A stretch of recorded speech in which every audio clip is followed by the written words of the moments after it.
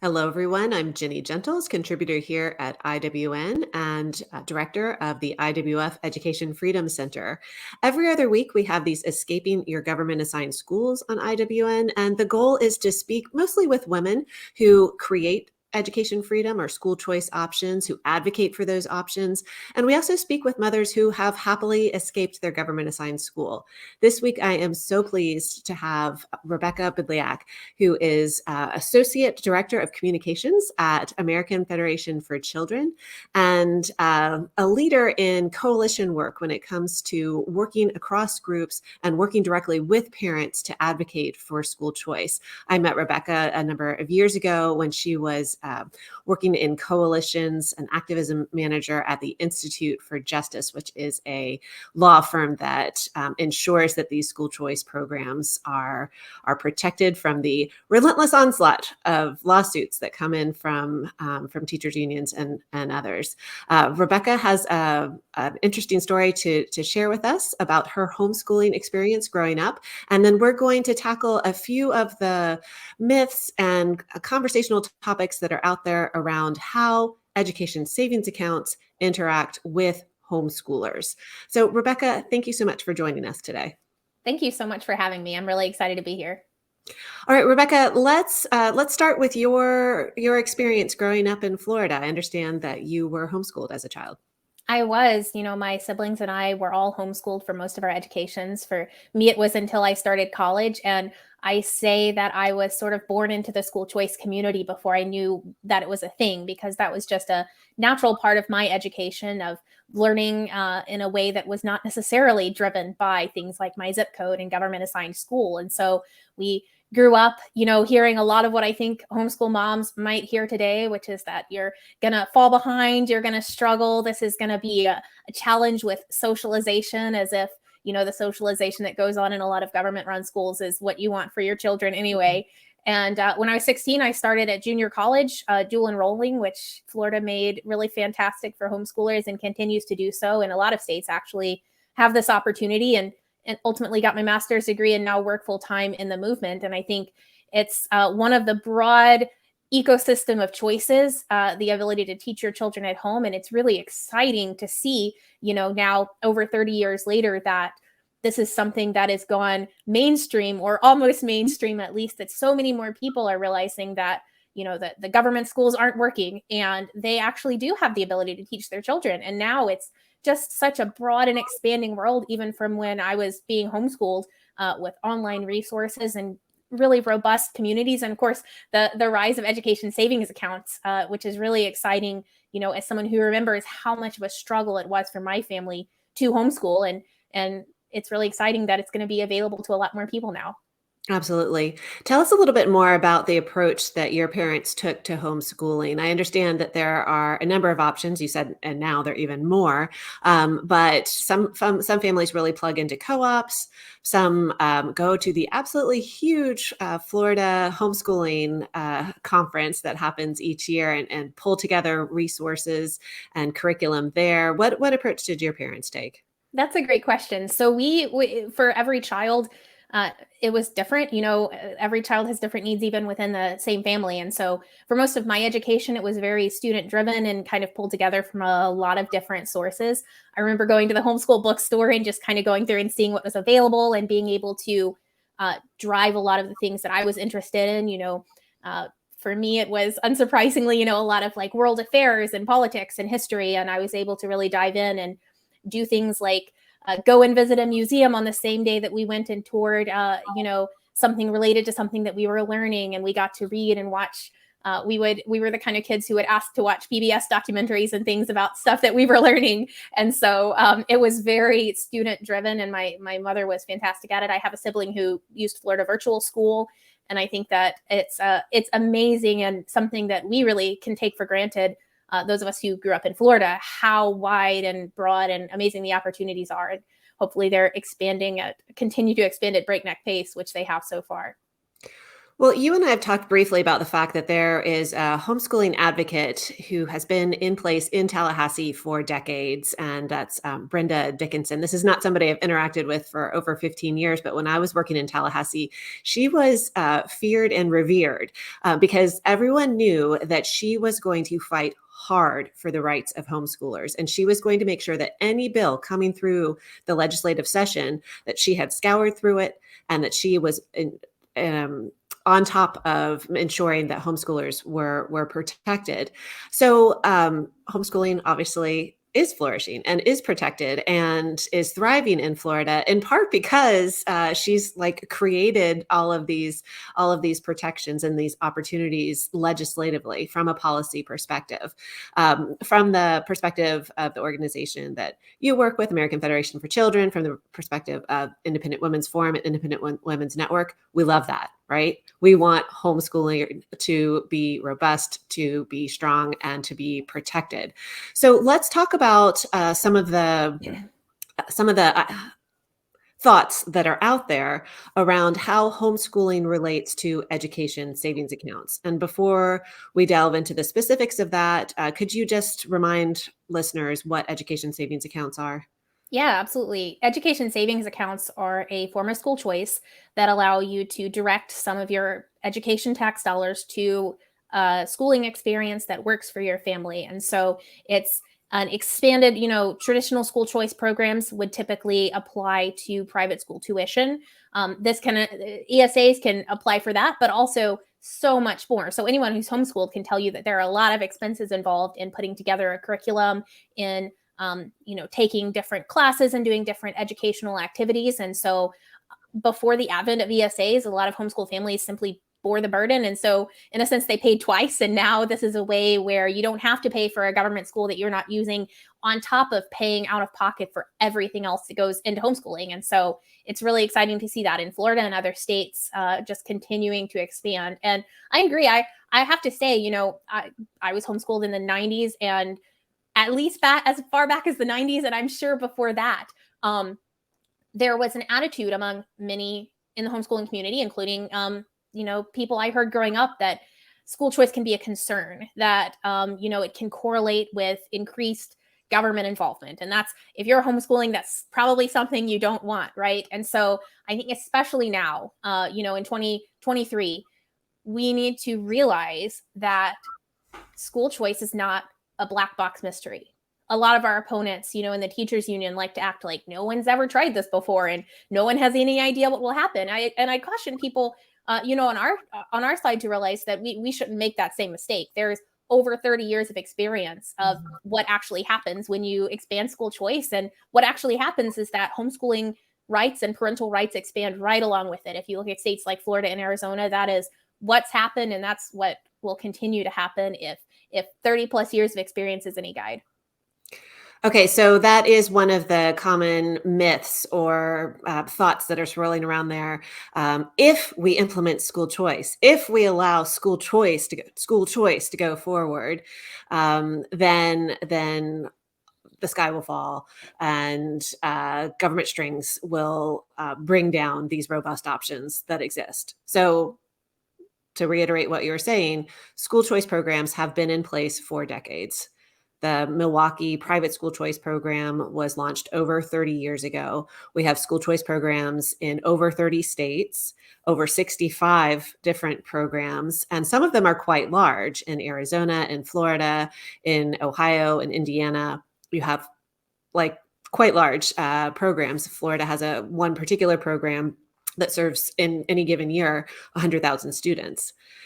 Florida's ESA, Education Savings Account program, which has there have been a couple programs that have been combined to create the current version of the ESA, is currently serving, I think, over 60,000 students. So we're talking about a lot of programs that have been around for a long time. Now they're starting to grow.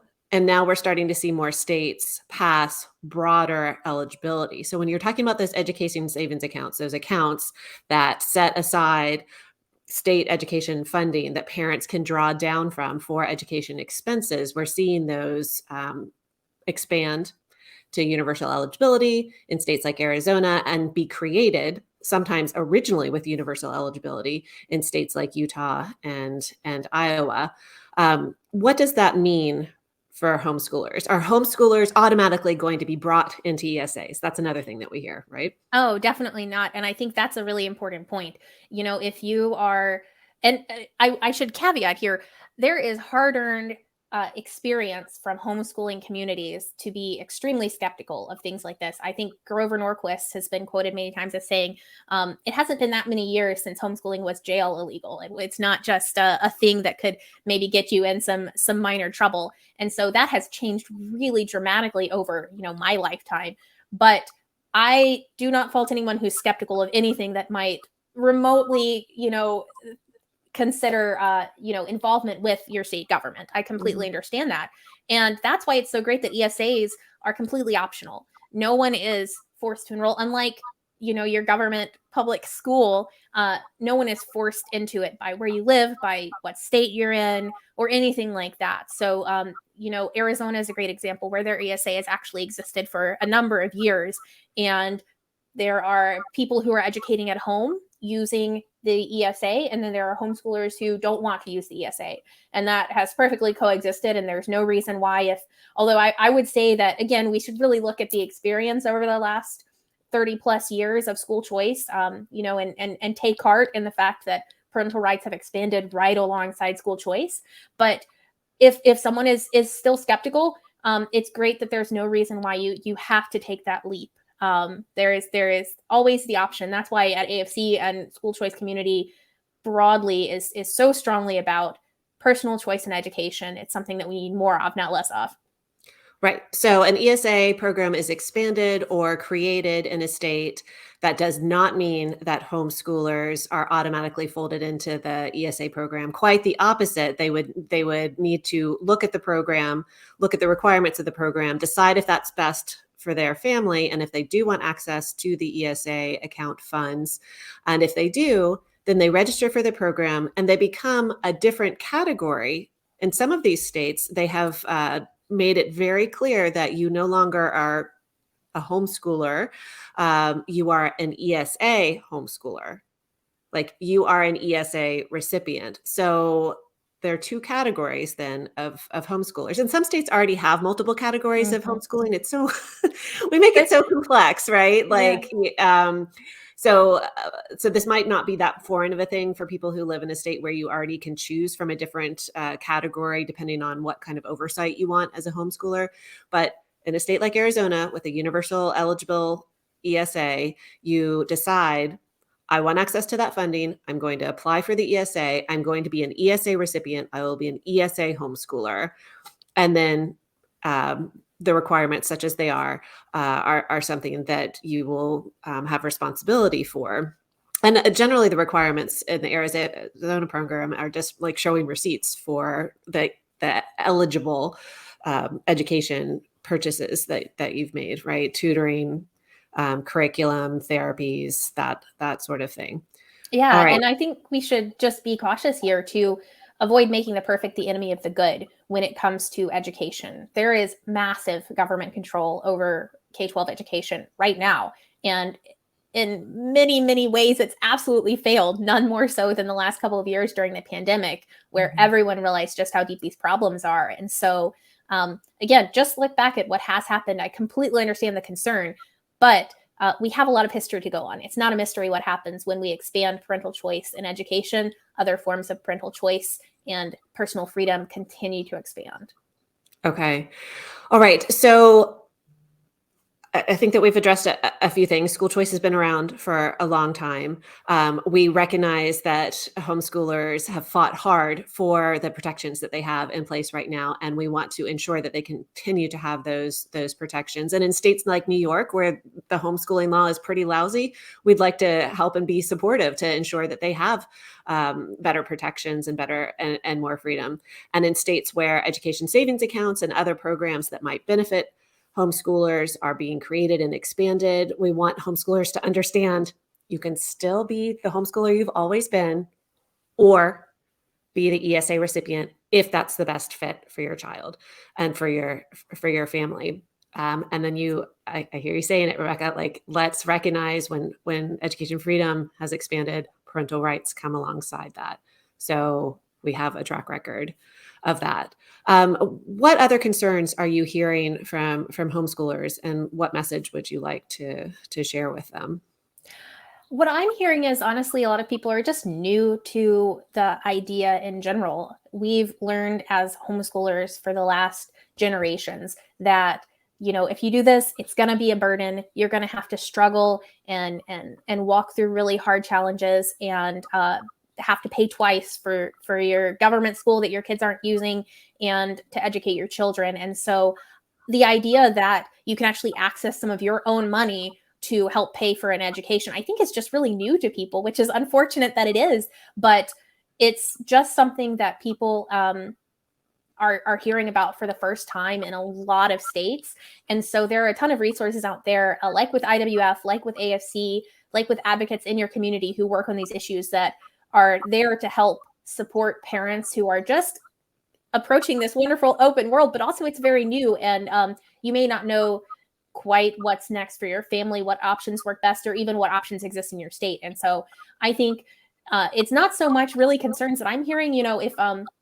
If people would see the emails that come into the AFC contact form, I think it's heartbreaking in a lot of ways to see some of the stories that these intense challenges that people are dealing with their children not receiving an education, dealing with bullying, dealing with abuse in their assigned school. And so it's really life and death in a lot of ways, as people who have been blessed enough to homeschool know. In a lot of ways, it's just not an option otherwise. And so knowing that this whole world is opening up, I think it's a new mountain in a lot of ways, but it's one that's going to be really exciting to climb, and people should just know that there are a lot of people who are there to climb it with you. I love that.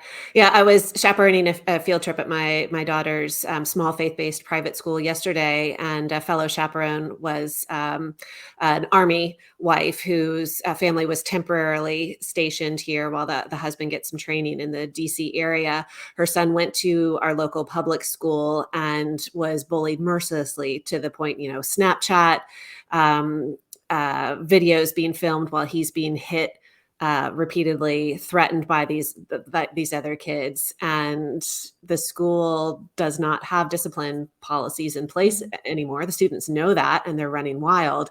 And the mom knew that there was just no way that she and the school were going to be able to keep her son safe. So she pulled him and put him in the faith-based private school, where he seems to be doing great. So I love that, but I'm also very cognizant of the fact that not every family can afford that.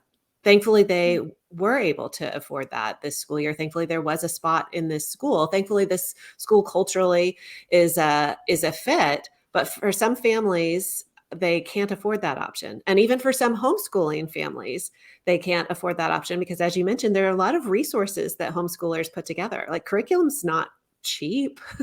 If you're talking about multiple kids, multiple classes, and you're taking the whole experience very seriously.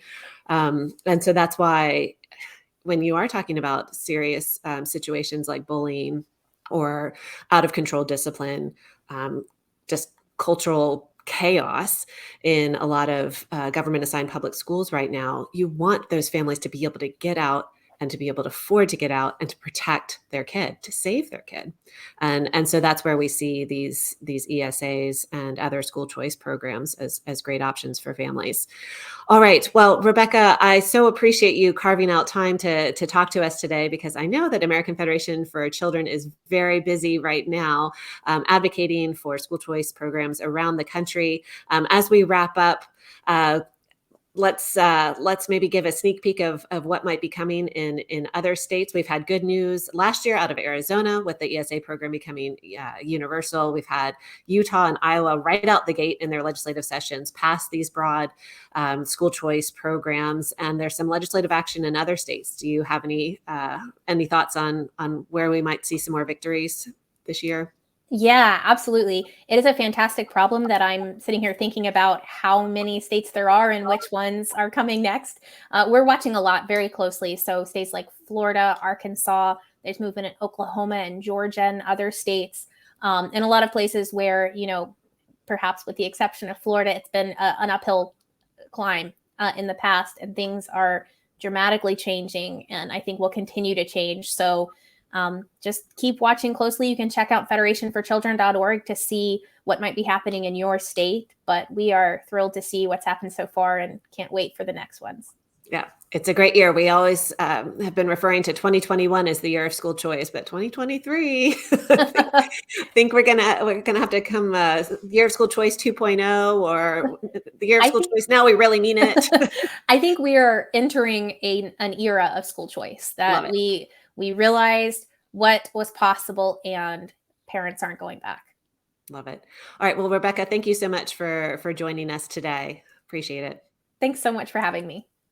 We hope that listeners found this conversation interesting and inspiring. If you do want more information, please do go to the iwf.org/EFC website for information. We also have a How to Talk About Education Freedom communications kit that we can share with you, and that is on the IWV website. I think it's also on the IWN website in the resource area. And please go to federationforchildren.org for resources as well. Please stay tuned for our every other week Escaping Your Government Assigned Conversations. We typically post these videos on Tuesdays. Thank you.